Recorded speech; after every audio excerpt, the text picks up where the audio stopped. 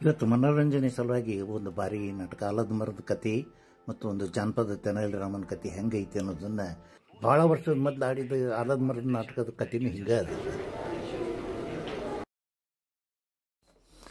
ಇದು ವಿಜಯನಗರ ಸಾಮ್ರಾಜ್ಯದ ಕತೆ. ಅಲ್ಲಿ ಕಾಳಿ ಮಾತೆ ಒಂದು ಸಾರಿ ಗುಡಿಯಿಂದ ತನ್ನ ದೇವಸ್ಥಾನದಿಂದ ಆ ರಾಜ್ಯ ಬಿಟ್ಟು ಹೋಗ್ಬೇಕಂತಿರ್ತಾಳೆ. ಅದನ್ನು ತೆನಾಲಿ ರಾಮಕೃಷ್ಣ ನೋಡ್ತಾನೆ. ಪಂಡಿಗೆ ಊಟಕ್ಕೆ ಕೊಟ್ಟು ನೀರು ತರ್ತೀನಿ ಅಂತ ಬಾವಿ ಹತ್ತಿರ ಹೋಗ್ತಾನೆ. ಬಾವಿ ಹತ್ತಿರ ಹೋಗಿ ಆಮೇಲೆ ಬಾವಿನ ಮಮ್ಮಿ ಚಂದಾಗ ನೋಡ್ತಾನೆ. ಆ ಬಾವ್ಯಾಗ ಬಿದ್ದರೆ ಹೆಂಗೆ ಅನ್ನೋ ವಿಚಾರ ಬರ್ತೈತಿ. ಮೇಲೆ ಹತ್ತಾನವ. ಮೇಲೆ ಹತ್ತಿ ಜಿಗದ ಬಿಡ್ತಾನವ. ಜಿಗದ್ರ ಪರಿಣಾಮ ಗೊತ್ತಲ್ಲ ನಿಮಗೆ, ಹೆಣ ಹಾಕಾನ.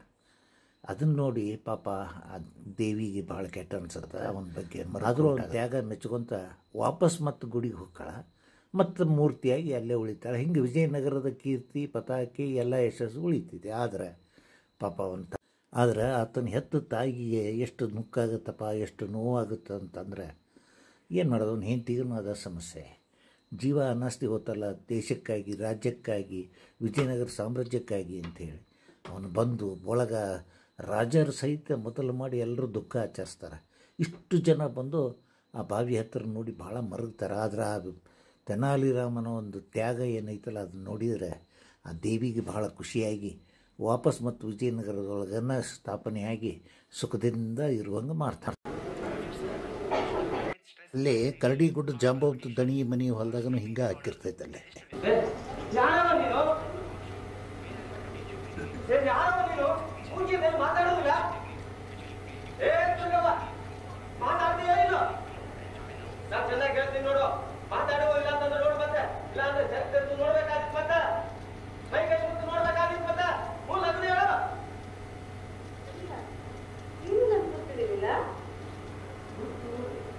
ಆಳಮಗ ಕರಿಯಾಗ ಧ್ವನಿ ಗುರಿ ಸಿಗುತ್ತೆ.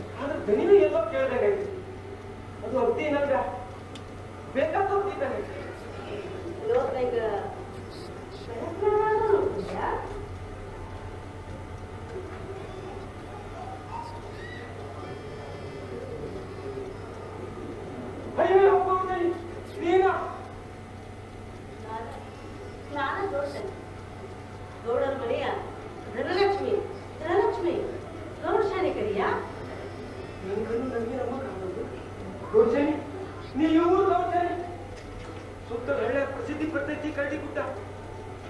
ಆ ಊರು ಹಿರಿದಣಿ ಧರ್ಮ ಬಂದಿ ನೀನು ಚಿಕ್ಕಪ್ಪನಾಗ ಹೊರಟಾಗಿ ಸುತ್ತಲ್ಲಿ ಬರೋದಂದ್ರೆ ಬರೋದಲ್ಲ.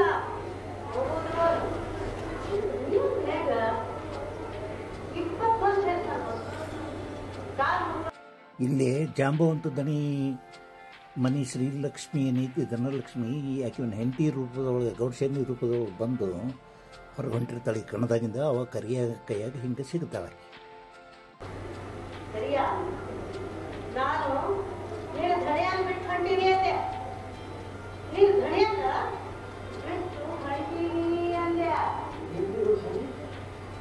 ದೇವರ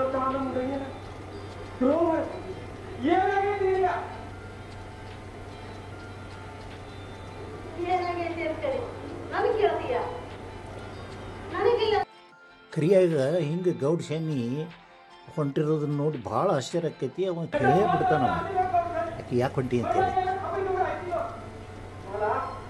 ಚಂದ ಕೇಳ ನೋಡ್ರಿ. ನೀರಿನಲ್ಲಿ, ಕುದುರಿನಲ್ಲಿ ಮತ್ತೆ ಈ ಹೆಣ್ಣಿನಲ್ಲಿ ಯಾರು ಸಾಧ್ಯ ಇರ್ರಿ. ಇದು ಹಿಂಗ ಹೆಣ್ಣಿನ ಮನಸ್ಸು ತಿಳಿದಿದ ಇಡೀ ಗಂಡ ಜಾತಿನ ಅದ್ರ ಮುಂದ ನಾಯಿ ಬಾಲ ಅಲ್ಲಾಡ್ತಿಲ್ಲ ತಿಂದಿರ್ತಿಲ್ಲ.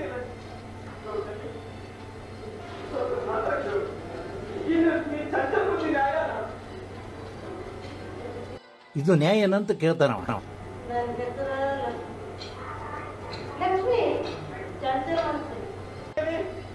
ಆಗ ಪ್ರೇಕ್ಷಕರಿಂದ ಚಪ್ಪಾಳಿಯೋ ಚಪ್ಪಾಳೆ.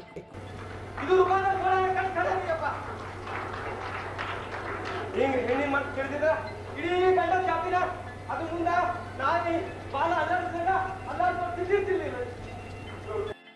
ಪ್ರೊಫೆಸರ್ ಸಂಗ್ರಾಮ್ ಹೆಂಗಳಿದು ಅಮೋಘ ಅಭಿನಯ ಇದು.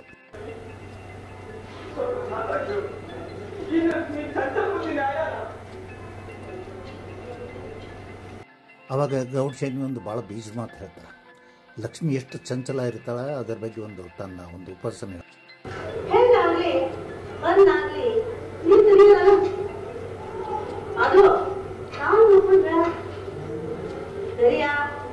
ಶನಿ ಪಾತ್ರದಾಗಂತೂ ಭಾರತೀಯ ವಸ್ತ್ರದ ಮೇಡಮ್ ಭಾರಿ ಅಭಿನಯ ಇದೆ.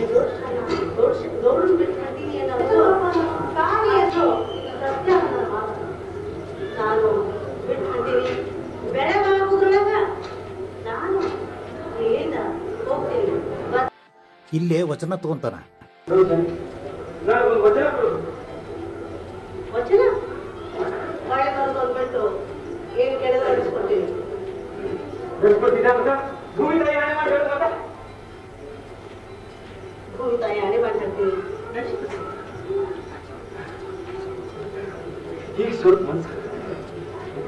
ತಾ ಬರುತ್ತಾನ ಕಣದಾಗಿರೋ ಅಂತ ಹೇಳಿ ವಚನ ತಗೊಂತಾನವ.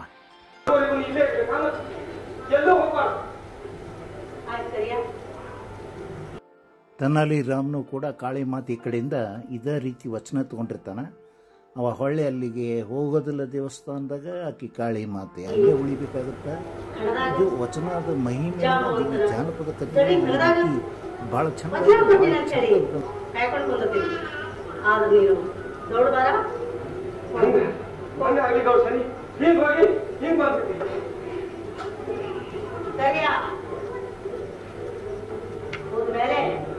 ಏನಾದ್ರೂ ಮನೆ ಕಟ್ಟು ಕರಾಮತ್ತು ಮಾಡಿದೆ ಅಂದ್ರ ಮಳೆ ಬರಕಲ್ಲ.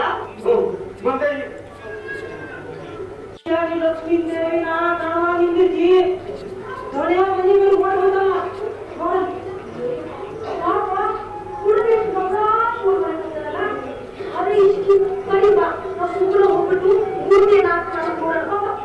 ಈ ಕರಿಯ ಗೌಡ್ರ ಹತ್ರ ಮನೆಗೆ ಬಂದಾನ. ಹೊಳ್ಳಿ ಯಬಸ್ತಾನ ಗೌಡ್ರನ್ನ.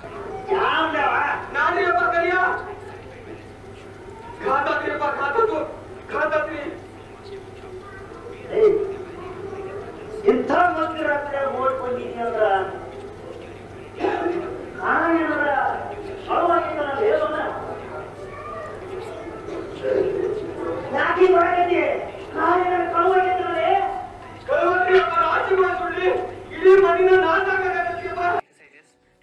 ರಾಶಿ ಕಳವಾಗೋದಲ್ಲ, ಇಡೀ ಮನೆಗೆ ಬೆಂಕಿ ಬಿದ್ದೈತಿ ಅಂತ ಭಾಳ ದುಃಖ ಪಟ್ಕೊಂಡು ಕರಿಯ ಗೌಡ್ಗ ಹೇಳ್ತಾನೆ. ಗೌಡ ಒಳಗೆ ಹೋಗಿ ಖಾತ್ರಿ ಮಾಡ್ಕೊಂಡು ಬರೋದ್ರಾಗ ಇಲ್ಲಿ ಹಿಂಗೆ ನಡೆಸಿರ್ತಾರೆ.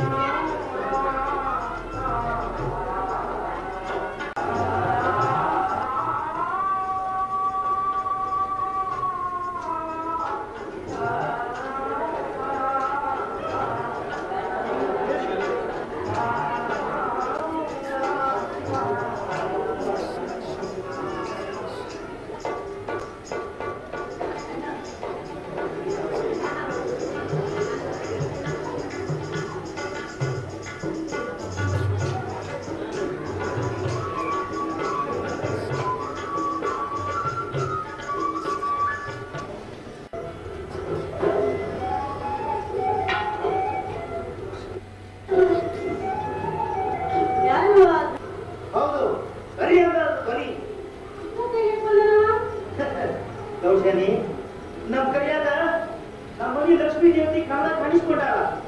ಹೇಳಿ ನಿನ್ನೆಲ್ಲ ರೂಪ ತರಿಸ್ಕೊಂಡು ಕಾಲ ನಿಂತಿತ್ತಂತ. ಅಜ್ಜಿ ಬಿಟ್ಟು ವಚನ ತಗೊಂಡು ನಮಗ್ ತಿಳಿಸ್ಬೇಕಂತ ಓಡಿ ಬಂದಾರ ಬಾಮ.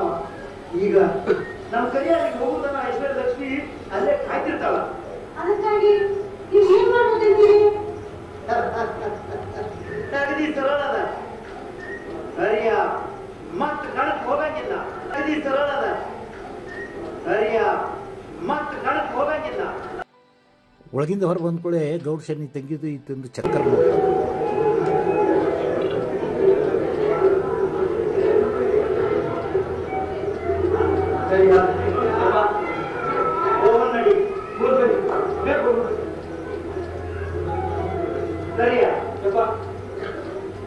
ಹೊರಗೆ ಚಳಿ ಭಾಳ ಇದ್ದಂಗೆ.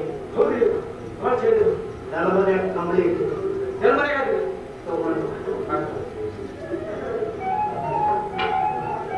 ಹಿಂಗೆ ಉಪಾಯದಿಂದ ಕರಿಯನ್ನ ನೆಲಮಳಗಿ ಕಳಿಸ್ತಾನ. ಚಳಿದ ನೆಪ ಹೇಳಿ ಗೌಡ.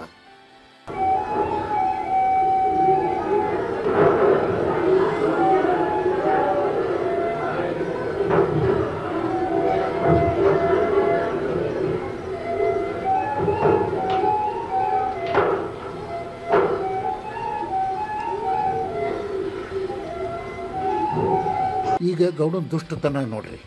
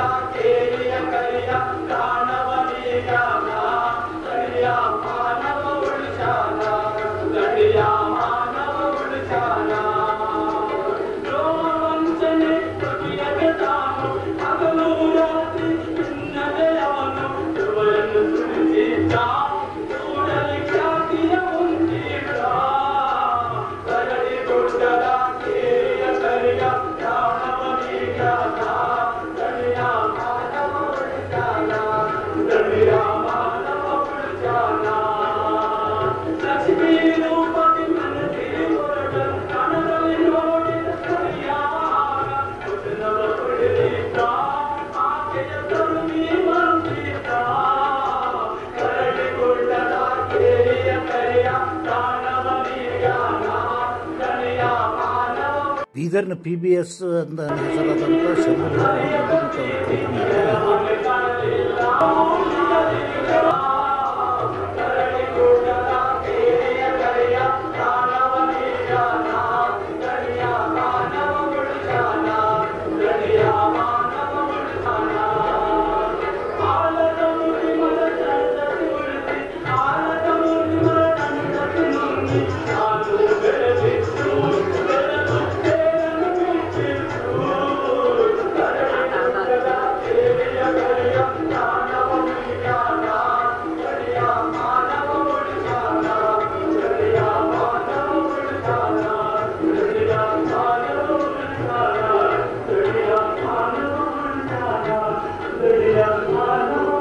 ಗಂಧರ್ಸಿನ ನೇತೃತ್ವದ ಬೀದರಿನ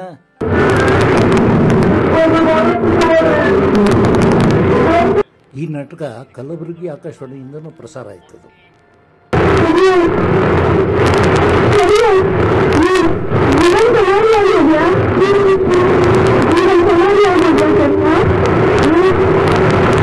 ಗೌಡ್ಶಾನಿ ತಂಗಿ ಪಾತ್ರ ವಹಿಸಿದವರು TS ರಶ್ಮಿ, ಸಂಪಾದಕಿ, ಪ್ರಜಾವಾಣಿಯ.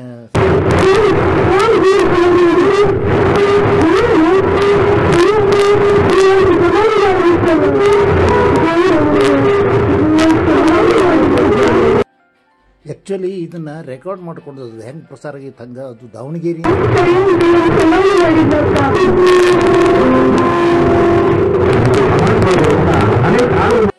ಇನ್ನು TS ರಶ್ಮಿ ಅವರ ಧ್ವನಿ ಈಗ ಸ್ಪಷ್ಟ ಕೇಳಿಸ್ತದ ನೋಡಿ ಬರೋ ತುಣಕಿನೊಳಗೆ.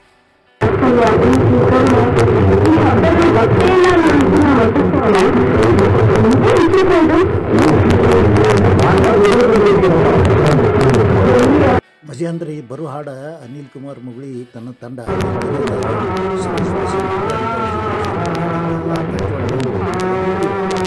ಚಂದ್ರಗುಪ್ತ ಚಾಂದಕೋಟೆ ಮತ್ತು ಅವರ ಮಗಳು